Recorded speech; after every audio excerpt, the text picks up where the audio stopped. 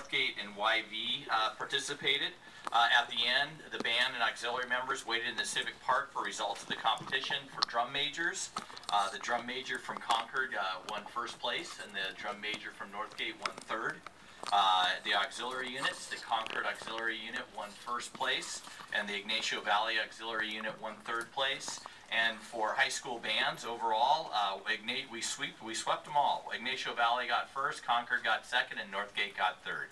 So our bands represented us well at the Walnut Twilight Parade, which is fantastic. Also, I'd just like to let everybody know that our first Good News newsletter went out for the year last week. I'd like to thank Stephanie Roberts and her group of volunteer parents, as well as school site administrators and staff that helped put together the stories in that. If you did not receive a copy of it, if you just let us know, we'll make sure that we get you on the email distribution list so that you will get that. And given the time, I'm going to just hold the rest of my comments because I know Mr. Richards also has several things to review.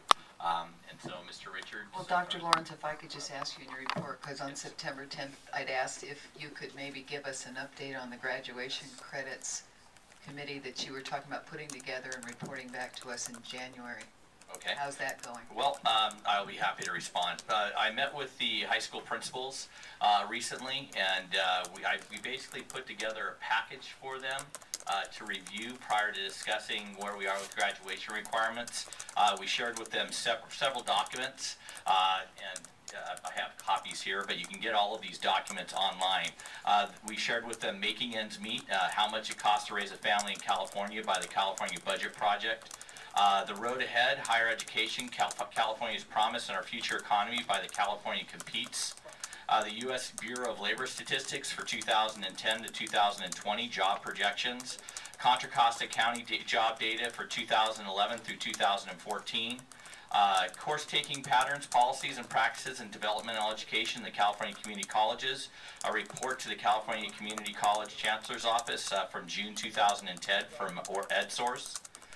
Gateway to a Better Future, creating basic skills system for California by the California Budget Project, May 2011, and then occupational employment data from May 2011 and wage data from 2012. Basically, the goal was to look at, really the issue of if you're going to live in Contra Costa County, what does it cost to live here? That's the California Budget Project. And then was making ends meet, and then looking at our jobs trends data and what's going to help, what jobs would allow you to earn those wages and live here, and then go and look at, given that 70% of our students go on to community college, what's happening in their system, particularly around students needing basic needs, remediation help. And so we looked at all of those reports. Those reports led me to another report that I've reviewed, and I haven't given to the principals yet, but it's the Gateway for Better Future articles. It's called Constructing a Framework for Success, a Holistic Approach to Basic Skills, a handbook for the California Community College faculty, students, services personnel, administrators, and so forth. And in that, they gave a lot of interesting data. They say 70–85% of students entering the community college system need to take basic skills classes. In 2006-07, 59.3% of students successfully completed English basic skills classes.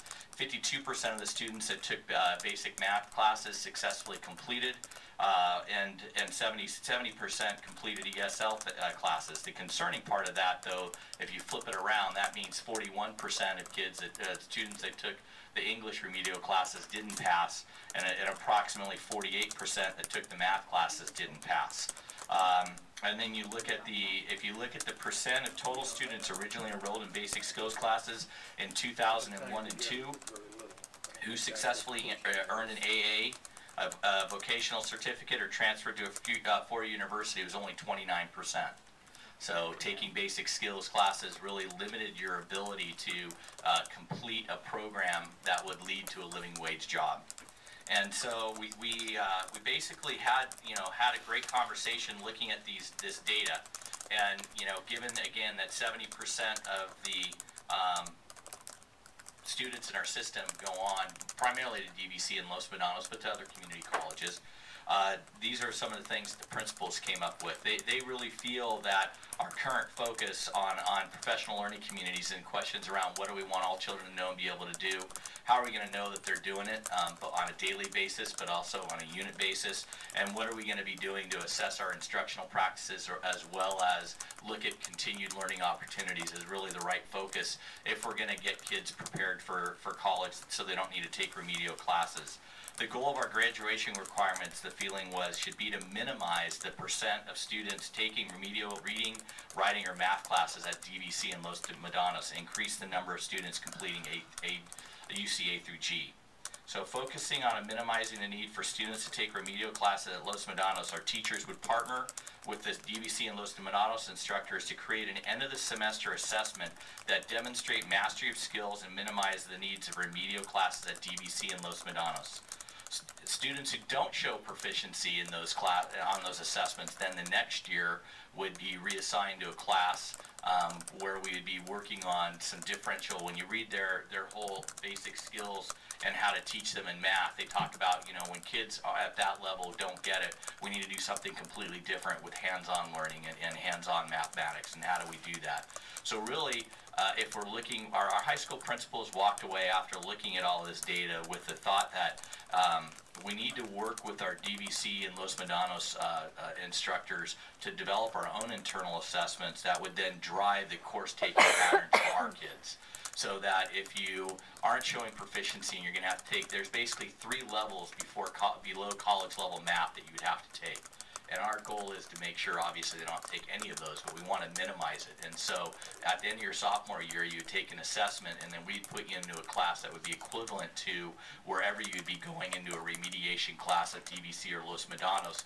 But we'd be working with them in such a way that if you pass the class, that means you wouldn't have to take that class. So we're creating purpose. It's take the class with us or take it at Los Medanos and DVC. There's a lot more purpose that, you know, in taking it with us. You're not paying for it. You're not wasting your time, and we would build our graduation requirement around those 2 things. So, the principals talked about, yes, we want to increase the number of kids passing UCA through G, but B, we need to create graduation requirements that minimizes students taking any sort of remediation class at Los Medanos and DVC, because they're the local schools that we're working with. So I did have a meeting with the president of DVC, Peter Garcia, to talk to him about this, see if he was interested. He was very interested. He wanted to go back and talk to his faculty leaders in math and English.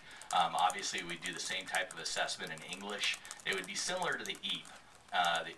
That we tie on to the CST test. The problem with the EAP is that by the time we get the data back currently, supposedly in the new system we'll get it back earlier, but currently we get it back when we get the other assessment results back. So by the time we get those back, it's really hard to place seniors into classes based on that information. So we want to get this information back in a timely way, so we feel like if the assessments were ours, that we'd be able to immediately drive what the kids are taking. And so this was the focus that the principals thought would really help continue move the schools forward. And so again, I'm not making any recommendation tonight, but that is currently where we are in the process of taking a look at our graduation requirements. And that's a noble conversation with principals. I'm wondering if this is going to extend with parents and teachers and other staff, and how they might be involved in giving some input, particularly parents, since these are their students and their students' opportunities. So that's a great kind of academic discussion to have with principals, but I'm just wondering how that's going to expand into parents and teachers and other staff. Well, part of the process. And I don't disagree, but first I needed to gather if there's any sort of interest level at DVC or Los Medanos to see if they would be interested in partnering in this process, and that's sort of where we're at right now, because if they're not interested in partnering, then obviously we'd have to go down a slightly different path. And so that's where we are right now in the conversation. So we're having the conversations, or I am at least, with the president, and hopefully he'll get back to me and we'll find out the interest in their teachers level and working with our teachers around our own internal common assessments, and then we could go out and bring in the parents and show them the similar data, because I think they would want to go through the same sort of process that we went through in looking at this data and having this conversation, and then we would move forward from there. Look forward to checking back in here periodically then, see when the rest of the group gets involved.